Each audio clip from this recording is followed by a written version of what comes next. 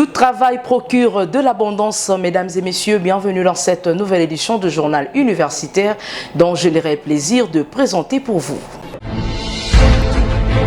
Débutons ce journal par la soutenance publique de la thèse de doctorat du chef des travaux Guillaume Nkisi Lubadiki de la faculté des sciences et technologies de l'Université pédagogique nationale, proclamé docteur en sciences avec mention grande distinction. Son couronnement est intervenu le samedi dernier à l'issue de la soutenance intitulée « Utilisation de la fiche de préparation à 4 colonnes pour le développement des compétences pratiques des apprenants sur le mesures physiques réelles aux humanités scientifiques », un élément de Georges Delumbi et Christian Chipamba.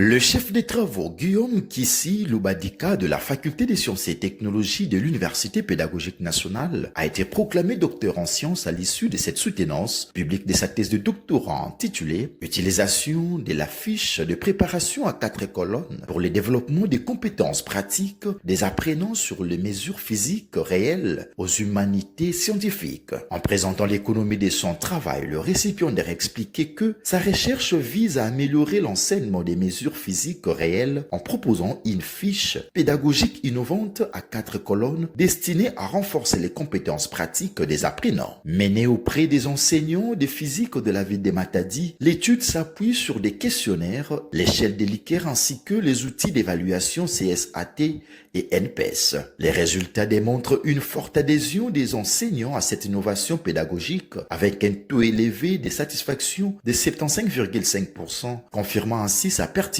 et son efficacité. À l'issue de la délibération du jury à huis clos, Guillaume Nkisi Lubadika a été proclamé docteur en sciences avec la mention grande de distinction. Pour joindre l'utile à l'agréable, le secrétaire général à l'académique de l'UPN, le professeur Jean Loaka, agissant au nom de la rectrice empêchée, lui a officiellement conféré les insignes et grades académiques de docteur. Par cette brillante réussite, le nouveau docteur enrichit le patrimoine scientifique de l'UPN et met à la disposition du système éducatif congolais un outil pédagogique innovant susceptible de contribuer à l'amélioration de l'enseignement des sciences dans les humanités scientifiques, a-t-il martelé au sortir de la salle. Une fiche que nous avions mis en place qui a beaucoup d'intérêt pour notre terrain d'apprentissage. Le paradigme du XXIe siècle qui exige l'approche par situation.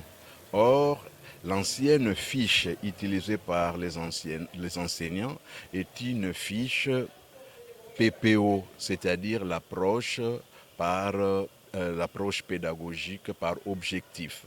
Alors, comme nous avions migré dans l'approche par situation, il fallait aussi changer une fiche qui doit répondre aux exigences de l'approche par situation.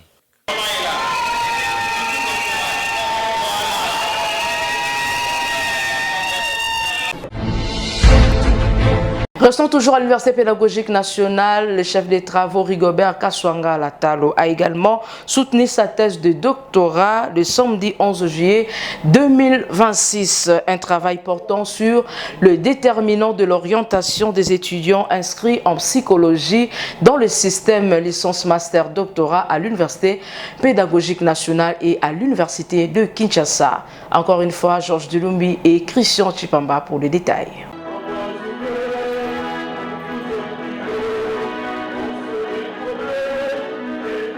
C'est avec succès que le chef des travaux Rigobert Kaswanga Latalo a soutenu sa thèse de doctorat à l'Université pédagogique nationale le samedi 11 juillet 2026. Intitulé « Déterminant de l'orientation des étudiants inscrits en psychologie dans le système licence master doctorat à l'Université pédagogique nationale et à l'Université de Kinshasa », cette recherche s'inscrit aux facteurs qui influencent les choix d'orientation des étudiants dans le contexte de la réforme du système LMD en RDC. Dans son argumentaire, le récipiendaire a expliqué que son étude, fondée sur une approche quantitative à travers une enquête par questionnaire menée auprès des étudiants de la faculté de psychologie technologies et des sciences de l'éducation de l'UPN et de l'UNIKIN vise à identifier les principales motivations qui guident le choix académique des étudiants. Le résultat obtenu devrait contribuer à améliorer le mécanisme d'orientation et de recrutement des futurs étudiants. À l'issue de la séance de questions et réponses et de la délibération du jury à huis clos, les candidats a été admis avec la mention grande distinction. Son couronnement a été officiellement prononcé par la rectrice de l'UPN, professeur ordinaire Yvonne Bébéké, dans une ambiance académique. Très ému après son sacre, le nouveau docteur est revenu sur la quintessence de sa recherche en soulignant ce qui suit. Ce que nous disons à la population, que l'inscription ne peut pas se faire au hasard par un élève qui termine les humanités pour faire l'université. Il doit tenir compte des déterminants qui peuvent guider et orienter les choix de sa filière pour qu'il arrive à la fin de sa formation. Le contraire, nous constatons le contraire de ce que nous souhaitons. Nous disons que les enfants ne sont pas bien sensibilisés sur le terrain. Il y a manque d'information. Si les gens sont informés, les enfants sont informés, les choix aussi vont se faire sans des difficultés.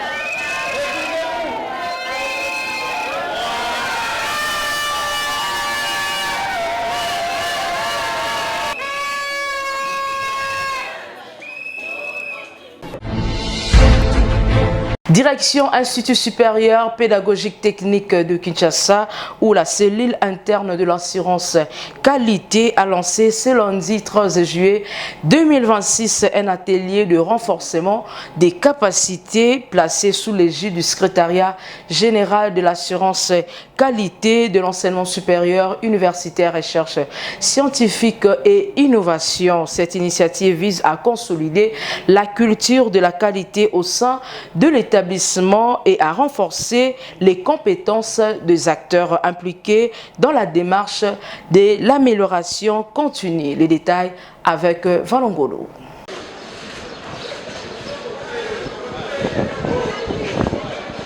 C'est par le mot du directeur général de l'Institut supérieur pédagogique technique de Kinshasa, le professeur ordinaire Albert Kabasele Yenga, que cet atelier de renforcement des capacités en assurance qualité des membres de la cellule interne de l'assurance qualité de cette institution s'est ouvert ce lundi. Si vous voulez avoir des PhD en électricité en grand nombre, c'est à l'ISPT. Si vous voulez avoir des PhD en mécanique en grand nombre au Congo, c'est à l'ISPT. Si vous voulez avoir ainsi de suite, même en télédétection, c'est à l'ISPT. Donc, nous avons là un secret. On a des zones, des laboratoires et des machines, des programmes académiques. Nous n'attendons que être sécurisés, compris et encadrés par la République que vous représentez ce matin. Vous remercions d'avoir rehaussé de votre présence pendant ces 2 jours. Le comité de gestion, par ma personne, vous remercie, vous accueille et je déclare ouvertes les journées de réflexion sur l'assurance qualité et vous souhaite la bienvenue. Le professeur ordinaire Emrani Kassanda Moutambaye, coordonnateur de la SIAC ISPTKIN, a vivement remercié le comité de gestion qui n'a ménagé aucun effort pour la tenue de cette formation, jugée capitale pour l'excellence académique au sein de l'ISPTKIN. Avant tout propos, permettez-moi d'exprimer au nom de la cellule interne d'assurance qualité la profonde gratitude au comité de gestion de l'ISPTKIN, dirigé par le professeur ordinaire Kabasele Yenga pour son engagement constant en faveur de l'amélioration continue de la qualité de l'enseignement, de la recherche et des services au sein de l'ISPTKIN, notre alma mater. Prenant la parole, le professeur émérite Constant Kiama Ekisawa, secrétaire exécutif de l'Agence nationale d'assurance qualité de l'ESSURCI, formateur de cet atelier, est revenu sur la pertinence de cette activité. L'assurance qualité, ça vous le savez, en un mot, c'est un processus, c'est une démarche de bonne gestion, de bonne gouvernance et de bonnes pratiques. Nous avons été invités par l'ISPT pour pouvoir accompagner la cellule interne d'assurance qualité de l'ISPT Kinshasa pour un renforcement en capacité, en assurance qualité. Pour lier la théorie à la pratique, le directeur général a fait visiter à ses invités les différents laboratoires et bâtiments. Il a particulièrement présenté un amphithéâtre de plus de 600 places sorti des terres qui sera baptisé dans les jours à venir amphithéâtre du cinquantenaire. Débuté ce lundi 14 juillet, cet atelier sera clôturé ce mardi 15 juillet 2026. Comme le dit l'adage, la qualité n'est pas un acte, c'est une habitude. L'ISP Kin s'inscrit résolument dans cette dynamique.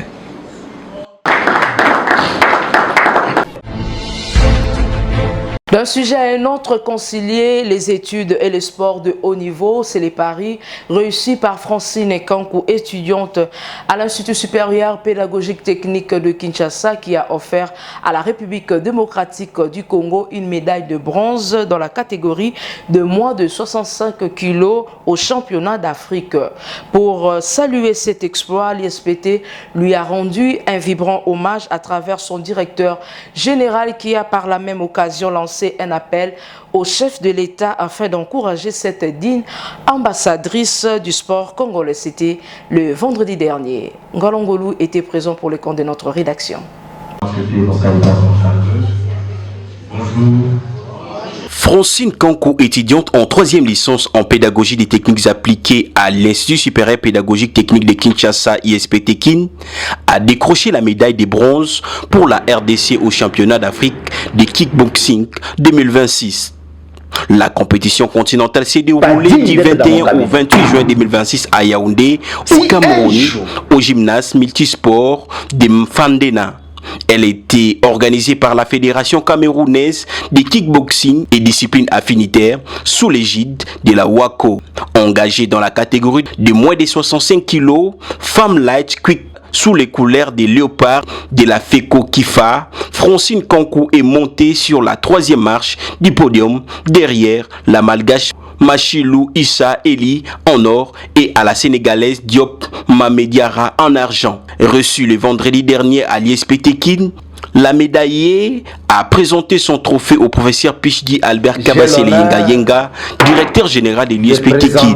Au nom de l'Institut, le DG lui a remis une médaille honorifique de l'ISPT Kin, une coupe en bois et une enveloppe à titre symbolique pour l'encourager. Le professeur Kabasele a profité de l'occasion pour lancer un appel au chef de l'État, son Excellence Félix Antoine Tshisekedi Tshilombo, champion de la masculinité positive, à la Première ministre, Madame Judith Souminoa Toulouka, et à la ministre de l'Exercice, Madame Marie-Thérèse Fissombo Ayane, afin de nommer cet étudiant qui a porté haut le drapeau de la RDC au niveau continental.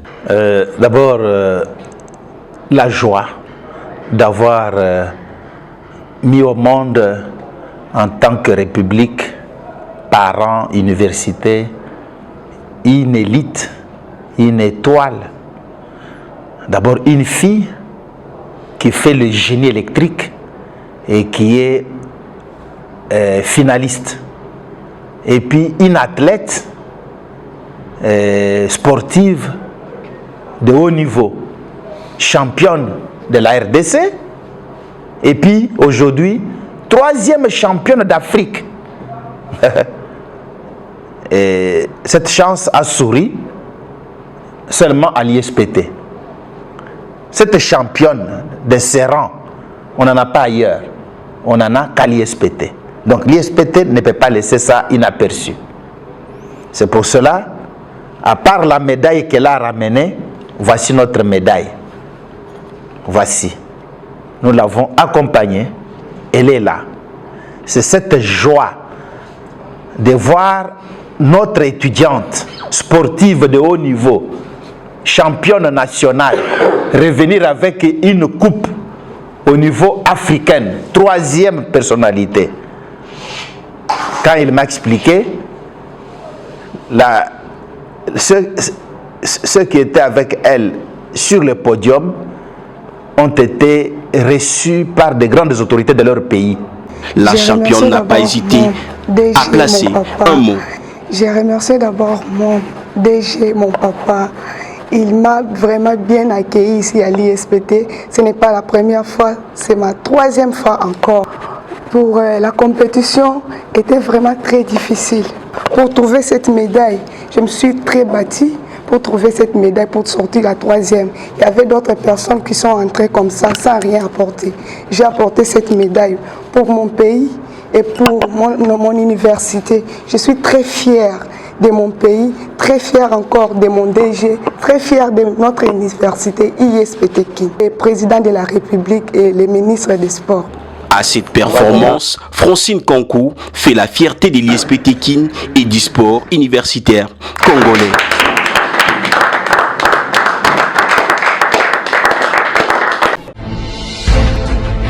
Parlons à présent de la journée de sensibilisation et d'immatriculation à la Caisse nationale de la sécurité sociale des agents publics de l'État organisée par l'Institut supérieur pédagogique technique de Kinshasa. Cette initiative vise à informer et à immatriculer les agents et cadres de l'établissement afin de renforcer leur accès à la protection sociale. La cérémonie s'est déroulée le vendredi dernier dans la salle Makala. Les détails avec Varongolo.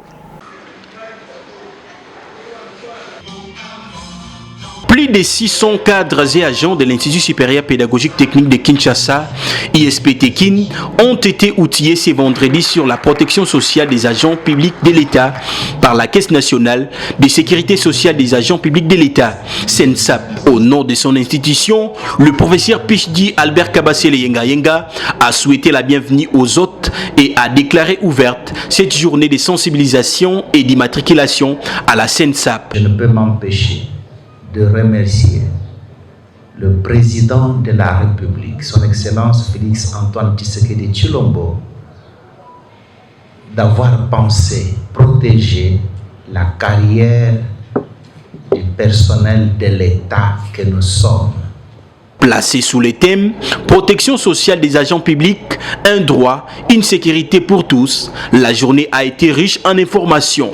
Le directeur d'appui et de coordination des agences de la CENSAP, David Mihigo Matabaro, s'est entretenu avec les personnels académiques, scientifiques et administratifs de l'ISP Tekin. Cette activité est d'une importance capitale parce qu'elle rencontre la mission de la CENSAP, celle de gérer et organiser les prestations de sécurité sociale en faveur des agents publics de l'État ainsi que de leurs familles. Alors depuis la promulgation de la loi 22/031 du 15 juillet 2022 qui a élargi les catégories d'assujettis au régime de sécurité sociale qui gère la CENSAP, et à notamment les enseignants, ceux de l'enseignement supérieur universitaire. C'est donc dans ce cadre-là que nous nous retrouvons ici à l'ISPT Kinshasa pour sensibiliser les assurés à ce régime de sécurité sociale que nous gérons, leur dire qu'ils ont droit en cas d'accident ou d'accident de travail, maladie professionnelle, ils ont droit à une couverture intégrale. De son côté, le professeur Carlos Kalombo, secrétaire général administratif de l'ISP Tekin, est revenu sur la pertinence de cette journée de sensibilisation et d'immatriculation à la CENSAP. Voilà, merci beaucoup, monsieur le journaliste. Et je vous dis qu'aujourd'hui, c'est le jour le plus heureux pour moi dans le cadre de mon secteur. Et je suis en train d'encadrer plusieurs agents publics de l'État ici dans l'enseignement supérieur universitaire. Et jusque-là, ces agents étaient considérés comme des malades qui s'ignoraient. Pourtant, ils avaient des droits. Pourtant, ils avaient des droits qui assuraient leur protection sociale. Donc, il était donc important d'entrer en contact avec la CENSAP pour que la CENSAP vienne sensibiliser tous nos agents pour qu'ils se reconnaissent qu'effectivement, voilà, quand il y a un problème, notamment ce qui est relatif à la maladie professionnelle, ce qui est relatif aux accidents professionnels, ainsi de suite, que ces agents sachent qu'effectivement, désormais, ça ne sera pas leur propre patrimoine qui va en pâtir. Après la séance des questions-réponses, le directeur général et le secrétaire général administratif de l'ISP Tekin ont reçu, séance tenante, à titre symbolique, leur carte d'immatriculation de la CENSAP dans une ambiance festive.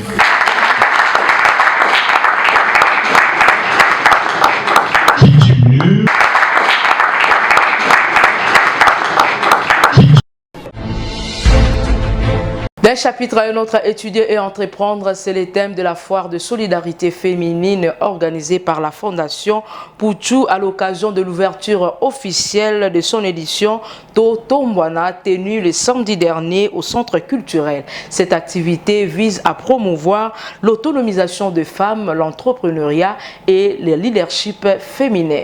Blaise Boucha était présent pour le compte de notre rédaction. Tout a commencé par le mot de bienvenue de Madame Sandrine Modia Pouchou, présidente de la Fondation Pouchou, structure organisatrice de la foire de la solidarité féminine édition Totombwana. Dans son allocution, elle a mis en lumière l'ambition de cette initiative qui est de bâtir une communauté économique féminine plus forte, plus visible et mieux structurée. Prenant la parole, le ministre de l'économie numérique, Augustin Kibassa, parrain de cette foire, a à son tour exhorté les femmes à renforcer leur autonomie grâce aux opportunités qu'offre la transformation numérique. La cérémonie s'est poursuivie par la coupure symbolique du ruban marquant l'ouverture officielle de cette édition. La deuxième partie de l'événement a été consacrée à une conférence débat réunissant entrepreneurs, étudiants et autres participants autour de l'entrepreneuriat. Parmi les intervenants, Madame Merveille Anangini, présidente des étudiants de l'UPC, a démontré qu'il est tout à fait possible de concilier les études et l'entrepreneuriat. Étudier et entreprendre, est-ce possible? C'était vraiment magnifique, des activités que j'encourage beaucoup parce que plusieurs se disent c'est impossible d'étudier et de concilier les deux. Aujourd'hui, nous avons donné des stratégies, des témoignages de personnes qui ont étudié et qui ont entrepris.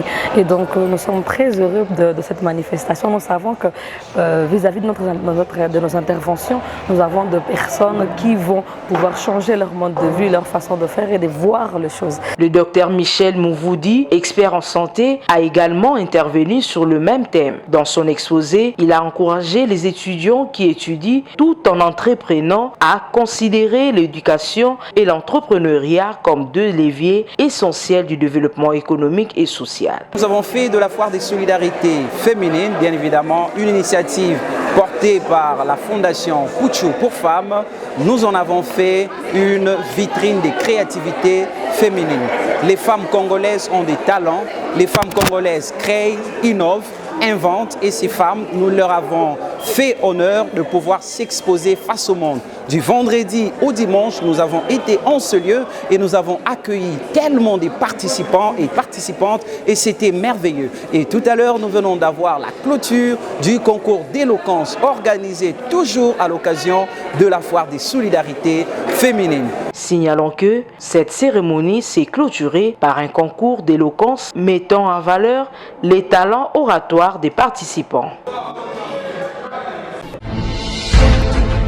Parlons de la triple cérémonie marquant la proclamation solennelle des résultats de l'année scolaire 2025-2026. La célébration de 5 années d'existence du collège Pierre Bouvet II ainsi que le lancement officiel de la nouvelle identité de l'école technique industrielle Bettina dirigée par Benjamin Chitadi. Ces cérémonies se sont déroulées le week-end dernier au complexe scolaire Bettina situé à la Cité Verte en face de l'UCC Mongafula. Opkiakou était présent pour les comptes de notre rédaction.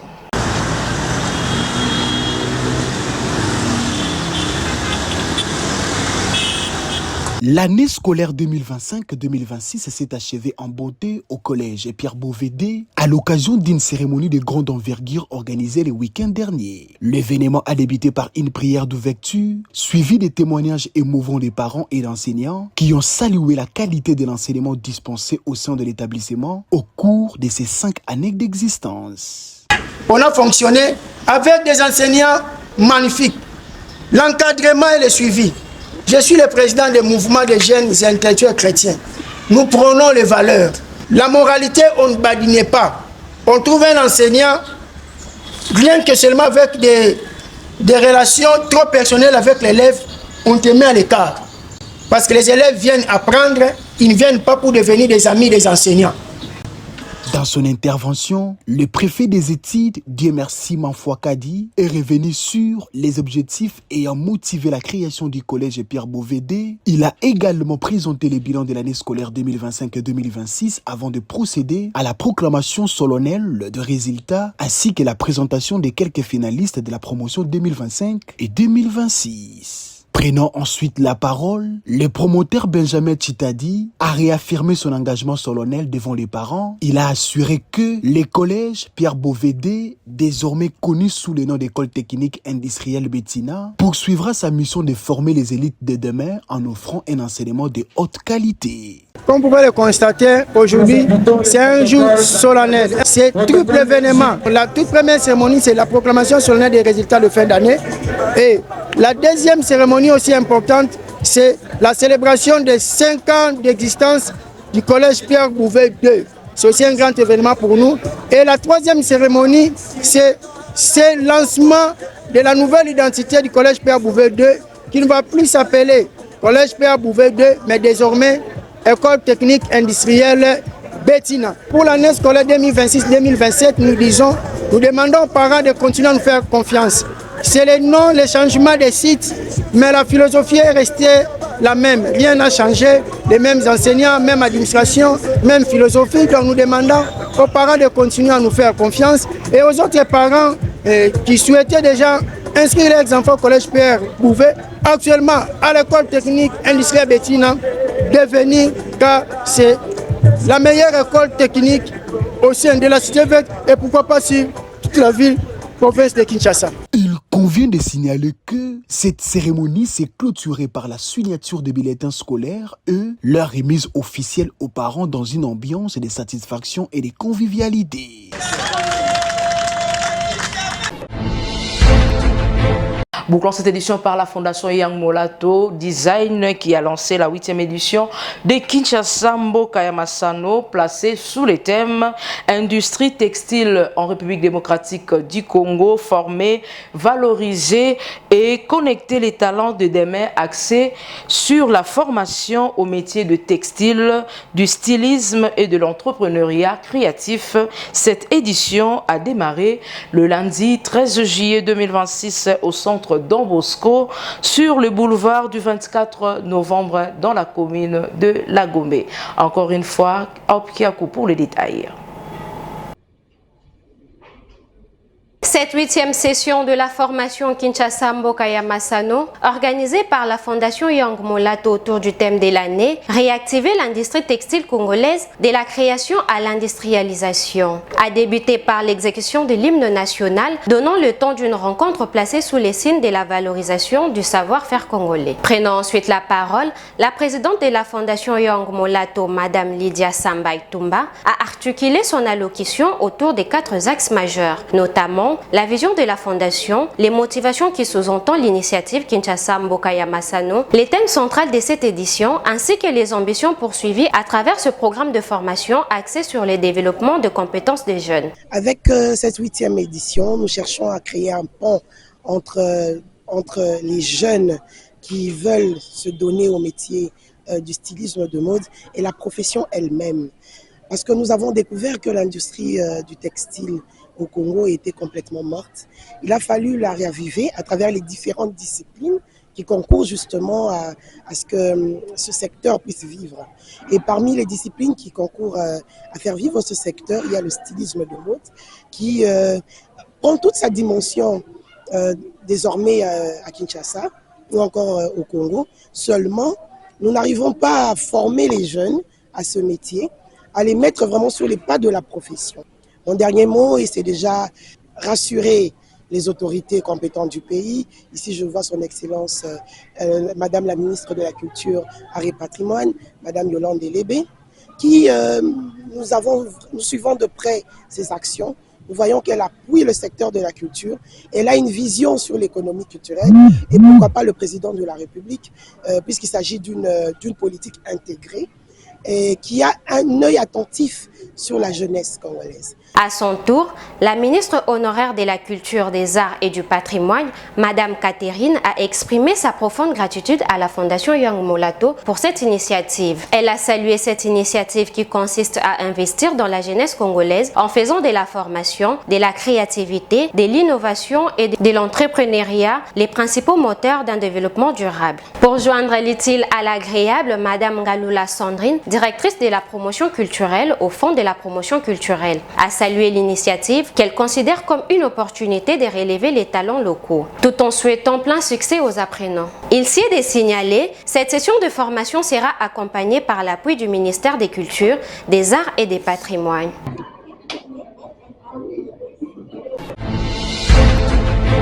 C'est ici que s'achève la grande édition du journal universitaire. Merci de prêter attention à notre présentation derrière la caméra, Tonto Biongo, réalisée par Emmanuel Lema, toujours sous la coordination de l'honorable André Mouchongo. Machara, quant à moi, je vous dis au revoir et excellente semaine à tous.